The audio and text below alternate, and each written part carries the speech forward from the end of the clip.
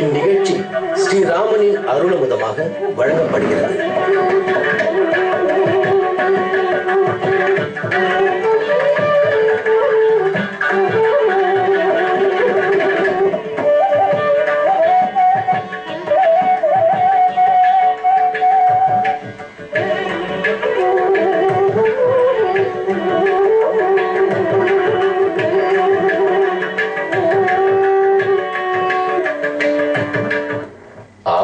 अपहत्तारं दातारं सर्वसंपदां लोकाभिरामं श्रीरामं भूयो भूयो नमाम्यहम्. எத்தனையோ நன்மைகளை வாரி கொடுக்கக்கூடியவன் இராமன். சீதையோடு சேர்ந்த ராமனை பற்றினோமானால் இவ்வாழ்க்கையிலாகட்டும், மேலே உயர்ந்த கதியை பெறுவதிலாகட்டும், இரண்டிலுமே பெருமானும் பிராட்டியும் நமக்கு அருள் புரிகிறார்கள். ஸ்ரீராமனுடைய திருநாமம் அனைத்து நன்மைகளையும் நல்கும். எப்படி ராமனுக்கு ராமநாமமோ அதை போல கண்ணனுக்கு கோபால நாமம், கோபால மந்திரம். இன்னது நமக்கு வேணுமானால் கண்ணனிடத்தில் வேண்ட வேண்டும், வேறொன்று நமக்கு வேணுமானால் ராமனிடத்தில் விண்ணப்பம் செய்ய வேணும். நமக்கு புத்திர பேரு வேண்டுமானால் வெகு நாட்களாக குழந்தை பாக்கியம் இல்லை, குழந்தை பேரு வேண்டுமானால் ராம மந்திரத்தை சொல்லி ராமனை பூசிக்க வேண்டும் என்றும், நிறைய செல்வம் வேண்டுமானால் கோபால மந்திரத்தை சொல்லி கண்ணனை பூசிக்க வேண்டும் என்றும் ஒரு மரபுண்டு. ஆனால் இதை நினைத்தாலே வியப்பாக இருக்கும். ராமன் பிறந்ததோ 60,000 ஆண்டுகள் கழித்து, ராமனுக்கு லவகுஷர்கள் பிறந்ததோ கல்யாணமாகி 1000 ஆண்டுகள் பொறுத்து. ஆனால் நமக்கு புத்திர பாக்கியத்துக்கு ராமனைத்தான் வேண்ட வேணும். அதே கண்ணன் 8 குழந்தைகள், அண்ணன் தம்பிகள். அதோடு இல்லாமல் அவருக்கு பிறந்த குழந்தைகளும் எண்ணிறந்தவர்கள். இத்தனை இருந்தும் குழந்தை பேரு வேணுமானால் கண்ணனிடத்தே போகாமல் ராமனிடத்தே தான் வர வேண்டும். ஆனால் செல்வம் வேண்டுமானால் கண்ணனை பிரார்த்திக்கிறோம். அவனோ இடைப்பிள்ளையாய் பால், மோர், தயிர் ஆகியவற்றையே செல்வமாக கொண்டு வாழ்ந்தவன். பெரும் பணக்காரன் அல்ல. ஆனாலும் அவனைத்தான் செல்வத்துக்கு வேண்ட வேணுமா? இதெல்லாத்தையும் நாம மனத்தில் கொண்டு ராமன் நமக்கு குழந்தை பேரு கொடுக்கிறார் என்றால் நாம எந்த கோயிலுக்கு போனாலும் சந்தான கோபாலன், சந்தான கிருஷ்ணன் என்றுதானே நாம் சேவித்திருக்கிறோம். எங்கேயாவது சந்தான ராமனை சேவிக்கலாமா? அந்த திருநாமத்தோட சந்தான ராமசுவாமியாக நீடாமங்கலத்தில் ராமர் கோயில் உள்ளது. மன்னார்குடியிலிருந்து கும்பகோணம் போகும் மார்க்கத்தில் 13வது கிலோமீட்டரில் நீடாமங்கலம் உள்ளது. இதற்கு பழைய காலத்தில் யமுனாம்பாள்புரம் என்று பெயர் இருந்தது. யமுனாம்பாள் ஒரு ராணி. அவள் முயற்சி எடுத்து இந்த திருக்கோயிலை உருவாக்கினாள். பின்னால் 1761ஆம் ஆண்டு பிரதாபசிம்ஹ ராஜா அவர் இதை மறுபடியும் ஸ்தாபித்து கோட்டை கொத்தளங்களோட விமான கோபுரங்களோட கட்டுவித்தார்.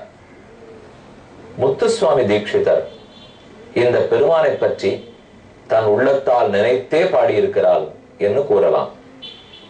இந்த க்ஷேத்திரத்துக்கு சாகேத க்ஷேத்திரம் என்னும் ஒரு பெயர் உண்டு. இந்த புண்ணிய க்ஷேத்திரம் வெண்ணாறு என்னும் நதிக்கரையிலே உள்ளது. வெண்ணாறு பார்க்கவே அழகுற விளங்குகிறாள். சலசலத்து ஓடி வரும் தண்ணீர், இங்கும் அங்கும் பாயும் நீர்வாழ் ஜந்துக்கள். இந்த வெண்ணாற்றங்கரையில் சற்றே தள்ளி சாகேத புஷ்கரணி, திரையரங்க விமானம். இங்கேதான் ஆச்சரியமா பெருமான் கோயில் கொண்டுள்ளார். இந்த க்ஷேத்திரத்து பெருமான் சந்தான ராமசுவாமி, பிள்ளை வரம் வேண்டுபவர்கள் எல்லாம் இங்கு வந்து பெருமானிடத்தில் பிரார்த்தித்துக் கொள்கிறார்கள். வாசல்லிருந்து கோவிலை சேவிக்கிறோம். இந்த கோயிலில் இருக்கும் தேர் அழகுற விளங்குகிறது. ராமாயணம் முழுவதும், ஸ்ரீ கிருஷ்ண கதை முழுவதும் இந்த தேரில் மரச்சிற்பங்களாக வடிக்கப்பட்டுள்ளன. ஒரு தேர் என்றாலே கீழே ஒரு நிலை, அடுத்து 2, 3, 4, 5, 6, 7, அதற்கு மேல 7, 6, 5, 4, 3, 2, 1 தத்தா ரதபந்தம் என்று சொல்லுவார்கள். இந்த தேரில் ஸ்ரீ ராமச்சந்திரனுடைய கதை முழுவதும், கண்ணனுடைய சரித்திரமெல்லாம் வடிக்கப்பட்டுள்ளது. அசை சிதைந்து தேர் ஓடும். தேரை காண வரும் மக்கள் அனைவரும் ராமனுடைய கதையை தேரிலேயே தரிசிக்கலாம். தேருக்குள்ளும் மேலும் ராமனையே தரிசித்துக் கொள்ளலாம். இனி கோயிலுக்குள் செல்வோம். அதற்குள் ராமாயணத்தில் கிஷ்கிந்தா காண்டத்தின் 11வது சர்க்கத்தை பார்ப்போம். வாலியை கொல்ல சூளுரைத்தான் ராமன். ஆனால் சுக்ரீவனுக்கு நம்பிக்கை பிறக்கவில்லை. வாலியனுடைய பல பராக்கிரமத்தை அறிந்தவன் சுக்கிரீவன். ஆகவே அவன் வாலியின் பழைய கதையை ராமனிடத்தில் எடுத்து கூறி, அவனை லேசாக எடை போடாதே ராமா, வாலி பலிஷ்டன், மிகுந்த திறமசாலி, அவனை எதிர்ப்பு ஜெயிப்பது அவ்வளவு எளிதான காரியம் அல்ல. அவனை பற்றி கூறுகிறேன் கேள். 11வது சர்க்கம் வாலியனுடைய பலத்தை பற்றி சுக்ரீவன் ராமனுக்கு எடுத்துரைக்கும் சர்க்கம். ராமஸ்ய வசனம் ஸ்ருத்வா ஹர்ஷ பௌருஷ வர்தனம் சுக்ரீவ பூஜையான் சக்ரே ராகவம் பிரசசம்சச வாலினஹ பௌருஷம் யத்யச்ச வீர்யம் திருதிஷ்சயா தன் மமைகமனா ஸ்ருத்வா விதத்ஸ்வ யதனந்தரம். என் வார்த்தையால் வாலியின் பெருமகளை கேள்றாமா. உன் பெருமையை குறைத்து எடை போடுவதற்காக நான் கூறவில்லை. ஆனால் எதிரினுடைய பலத்தை ஒழுங்காக புரிந்து கொண்டு அதற்கு தகுந்த தயார் நிலையில் சண்டைக்கு போபவன் தான் நல்ல திட்டமிட்ட வீரன். ஆகையால் தான் உனக்கு எடுத்து சொல்லுகிறேன். வாலி மாலை பொழுதில் சந்தியாவந்தனம் செய்கிறார், காலை பொழுதில் சந்தியாவந்தனம் செய்கிறார். அப்போது தண்ணீரை கைகளில் எடுத்து வாரி அர்க்ய பிரதானம் பண்ண வேண்டும். அதற்காக அவன் தெற்கு கடலில் இருந்து வடக்கே ஹிமாச்சலத்துக்கு தாவி பார்த்திருக்கிறேன். மேற்கு கடலில் இருந்து கிழக்கு கடற்கரைக்கு தாவி பார்த்திருக்கிறேன். ஒரு மாலை பொழுதுக்கும் காலை பொழுதுக்கும் மேற்கு கோடியிலிருந்து கிழக்குக்கும் தெற்கு கோடியிலிருந்து வடக்குக்கும் ஒரே தாவலில் போகக்கூடிய வல்லமை படைத்தவன் வாலி. வாலினா தரசா பக்னா பலம் பிரதயதாத்மனா மகிஷோ துந்துபிர் நாம கைலாச சிகர பிரபா. நான் இந்த ரிஷமூக மலையில் ஒளிந்திருந்தேன். இங்கு மட்டும் வாலி வரமாட்டான்னு கூறினேன். ஞாபகம் இருக்கிறதா ராமா? ஏன் வாலி இங்கே வரமாட்டான்? துந்துபி என்னும் எருமை வடிவத்தில் இருந்த ஒரு பெரும் அசுரன் அவனை அழித்து தன் காலால் தூக்கி வீசினான். கிஷ்கிந்தை வாசலில் இருந்து இதோ நான் இருக்கும் இடம் சுமார் 10 மைல் தூரம். இவ்வளவு தூரத்துக்கு அந்த உயிரற்ற உடல் வந்து விழுந்தது. எருமையின் உடல். ஓர் அசுரன் எருமை வடிவத்தோட வாலியை எதிர்க்க துந்துபி என்னும் அசுரனை வாலி அழித்தான். காலால் எட்டி உதைத்தான். உடல் இங்கு வந்து விழுந்தது. இது மதங்க முனிவருடைய ஆசிரமம். அந்த உடல் விழுந்த வேகத்தில் இரத்த துளிகள் தெளித்தன. ஆசிரமம் புனிதத்தன்மை இழந்தது என்று ரிஷி கோபமுற்றார். உடனே சபித்தார். இனி யார் இதை தூக்கி எறிந்தானோ அவன் என் ஆசிரம பக்கம் வர முடியாது. இங்கிருந்து 1 யோஜனை தூரத்துக்குள் அவன் கால் வைத்தால் உயிரற்று போவான் என்று முனிவர் சபித்தார். அதனால் தான் ராமா வாலி இந்த இடத்துக்குள் வருவதில்லை. நான் தப்பித்து மறைந்து இங்கு வாழ்கிறேன். அந்த துந்துபியை பற்றி சொல்லுகிறேன் கேள். ஒரு முறை எரும வடிவத்தை எடுத்துக்கொண்டு பெரும் சமுத்திரம் கடல் அரசனோட சண்டை போடுவதற்கு அறை கூவினான் துந்துவி. ததசமுத்ரோ தர்மாத்மா சமுத்தாய மகாபலஹ அப்ரவீத் வஜனம் ராஜன் அசுரம் காலச்சோதித்தம். சமுத்திரராஜன் பயந்து போய், இவனோடு நாமால் சண்டை போட நம்மால் ஆகாது. ஏ அசுரனே, நான் உனக்கு ஏற்ற எதிரியே அல்லன். நீ நேர ஹிமாச்சலத்திடத்தே போ. அவன்தான் தைரியம் உள்ளவன், வல்லமை உள்ளவன். அவன் உனக்கு தகுந்த எதிரியாவான். சண்டையிடுப்போ என்று சொல்லி அனுப்பினான். சைலராஜோ மகாரண்யே தபஸ்வி சரணம் பரம் சங்கர அஸ்வசுரஹ நாம்னா ஹிமவானிதி விஸ்ருதா. ஹிமவான், ஹிமாச்சலம்னு அந்த மலைக்கு பேர். சங்கரர், அதாவது பரமசிவனாருக்கு மாமனார்ங்கிற பட்டம். பார்வதி உமாதேவிக்கு தகப்பன். அப்படிப்பட்ட மலைதான் உனக்கு சகதியான எதிரி. அங்கு போய் சண்டை போடு. இவன் நேரே புறப்பட்டு ஹிமாச்சலத்தை அடைந்தான். ஹிமாச்சலம் பதில் கூறிற்று. கிரேட்டு மர்கசி மாம்னத்வம் துந்துபே தர்மவத்சல ரணகர்மசு குஷலஹ தபஸ்வி சரணோஹ்யம் அகுஷலஹ. நான் சண்டை போடுவதில் சாமர்த்தியம் அற்றவன். ஓரிடத்தில் கெட்டியாக நிற்பேனே தவிர உன் நாட்டம் அசைந்து என்னால் சண்டை போட முடியாது. ஒன்னு செய். கிஷ்கிந்தையில் வாலி என்னும் மகாவீரன் உள்ளான். உனக்கேற்ற வலிமை உடையவன் அவன். அவனிடத்தில் போய் சண்டைக்கு இழு. இவனும் புறப்பட்டான். எரும வடிவத்தோடே கிஷ்கிந்தா துவாரத்துக்கு வந்தான். இந்த துந்துபியார் மயன் என்பவனுடைய பிள்ளைகள் மாயாவியன் துந்துபியம். மயனுடைய பெண்ணுதான் மந்தோதரி. அவள் தான் ராவணனுக்கு மனைவி. ஆக மந்தோதரியும் இந்த துந்துபியும் கூட பிறந்தவர்கள் அண்ணனும் தங்கையுமாக இருக்க வேண்டும். துந்துபி நேரே கிஷ்கிந்தையை அடைந்தான். வாலி அப்போது தன் மனைவியரோட ஆனந்தமாக கழித்தான். துந்துபியனுடைய ஸ்வரம் கேட்டது. ஏ அரசனே, காமக்களியாட்டத்தில் ஈடுபட்டுள்ளாய்.